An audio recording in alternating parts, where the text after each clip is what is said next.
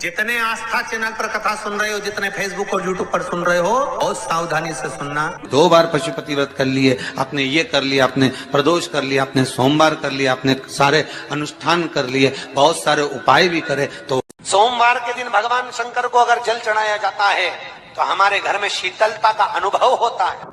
नवरात्रि मालूम है कब से लगती है? और नवरात्रि में भी अगर आपकी कोई कामना है, आपकी अगर इच्छा है, आपका मन है, तो जगत जननी की आराधना करो।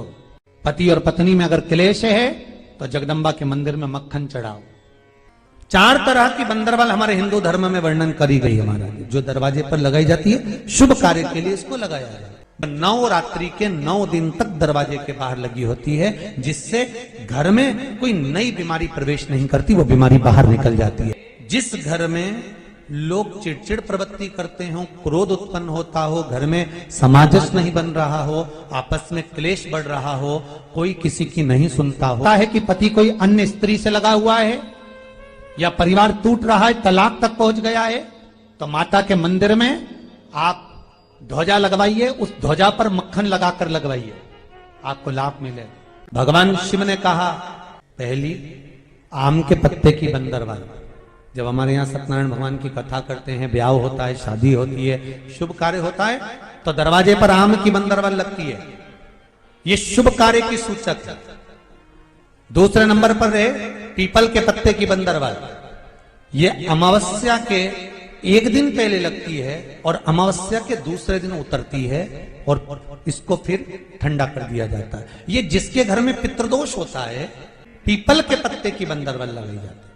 तीसरे नंबर पर होती है नीम की बंदरवाल। पूर्णिमा का जो दिन रहता है, चैत्री नवरात्र जिस दिन प्रारंभ होते हैं, उस दिन नीम के पत्ते की बंदरवाल लगती है, जो इसको नीम के पत्ते की बंदरवाल। चौथे नंबर की होती है आम के पत्ते, पीपल के पत्ते और नीम के पत्ते, इन तीनों की बंदरवाल। ये बंदरवाल दशहरे के दिन लगती है। 10वीं तिथि को लगकर एकादशी, द्वादशी तक लगी रहती है, और त्रयोदशी के दिन इसको निकालकर विसर्जन कर दिया जाता है। ये जिस घर में लोग चिड़चिड़ प्रवृत्ति करते हो, क्रोध उत्पन्न होता हो, घर में सामंजस्य नहीं बन रहा हो, आपस में क्लेश बढ़ रहा हो, कोई किसी की नहीं सुनता हो, तब ये आम के पत्ते की, पीपल की और नीम के पत्ते की पल्लव बंदरवाल लगाई जाती है। आप लोगों को ज्ञात होगा ना नवरात्रि कब से लगती है? तो सब लोग कहेंगे महाराज जी पड़वा से लगती है, एकम से। पर देवी भागवत कहती है अगर एकम से लगी तो नवरात्रि पूर्ण कैसे हुई? एकम का दिन लगी तो एकम के दिन की रात्रि, फिर दूज के दिन की रात्रि, तीज के दिन की रात्रि, चतुर्थ दिन की रात्रि, पंचम दिन की रात्रि, छठे दिन की, 7वें दिन की, 8वें दिन की, 9वें दिन की रात्रि। पर 9वें दिन तो सुबेरे पूजन करके, यज्ञ करके, अनुष्ठान करके देवी को विसर्जन कर दिया, फिर नवरात्रि पूर्ण कैसे हो? नवरात्रि की पूर्णता होती है अमावस्या की रात से गिनी जाती है। कौन से दिन से गिनते हैं? अमावस्या की रात्रि, फिर एकम की रात्रि, फिर दूज की रात्रि, ऐसे गिनते गिनते अष्टमी की रात्रि तक और नवमी के दिन सुबह तक या दोपहर तक या शाम तक, जब तक आप यज्ञ ना करें तब तक ये 9 रात्रियां पूर्ण गिनी जाती है महाराज देवी भागवत के हिसाब से। अब हमने कन्या भोजन का जो क्रम बनाया, अष्टमी के दिन करा देंगे, नवमी के दिन करा देंगे, इस तिथि को करा देंगे, पर भाव देखिए, शास्त्र कहता है भूखे को भोजन जब कराइए जब उसको भूख लगी हो, और ऐसों को कराइए जिसको जरूरत पड़ रही है। देवी भागवत तो वर्णन करती है कि पहले नवरात्रे से लेकर 9वीं तिथि तक जितने दिन देवी के होते हैं, प्रत्येक दिन में आप किसी भी दिन कन्याओं का भोजन करा सकते हो, पहली रात्रि से लेकर, पहला दिन से लेकर। ज्योत का विधान है, नवरात्रि में देवी की ज्योत लगती है, अखंड ज्योति लगती है, जवारे बुआए जाते हैं, कलश लगता है, ज्योत का भी विधान है।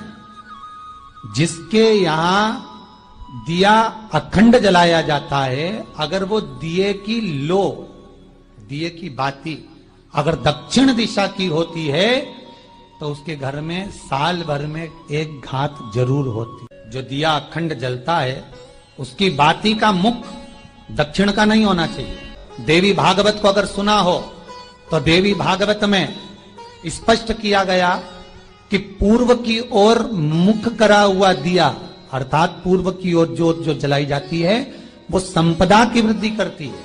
पश्चिम की ओर मुख कर जो ज्योत लगाई जाती है महाराज वो वैभव को देती है। और उत्तर की ओर जो मुख कर ज्योत जलाई जाती है, उत्तर की ओर जो ज्योत का मुख रहता है वो आयु की वृद्धि करती है, घर में अकाल मौत को रोकती है। यात्रे का जो भाव तत्व है उसको भी अच्छे से समझ लेना। दक्षिण की ओर ज्योत ना लगाएं। एक जरा सी मिट्टी की दुकान भी अगर आप खोल कर बैठेंगे तो चांदी और सोना के बराबर कमाएंगे, इतना धन देगी वो मारा। साधारण नहीं है मेरी माता।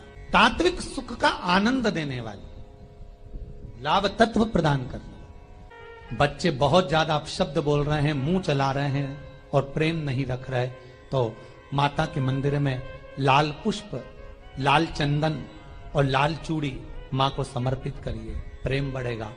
बच्चा कभी आप जी से कम नहीं बोलेगा, प्रेम की भाषा निकले। माँ जगतजननी की आराधना, जगदम्बा की उपासना। नवरात्रे में 9 दिन में से कोई एक दिन ऐसा ले लो जिस दिन कन्याओं का भोजन कराओ, साथ में उनको लाल चुनरी ओढ़ाओ या कोई लाल वस्त्र, लाल पूजन की सामग्री उनको दो, सुख मिलेगा, आनंद आएगा। श्री शिवाय नमस्तुभ्यम। सब बोलिए एक बार जमकर, श्री शिवाय नमस्तुभ्यम। प्रैक्टिकल जरूर करना, कहीं सियोर वाला महाराज झूठ तो नहीं बोल रहा। शास्त्रों की बातें हमारे जीवन में हमें सुख प्रदान करे, इसलिए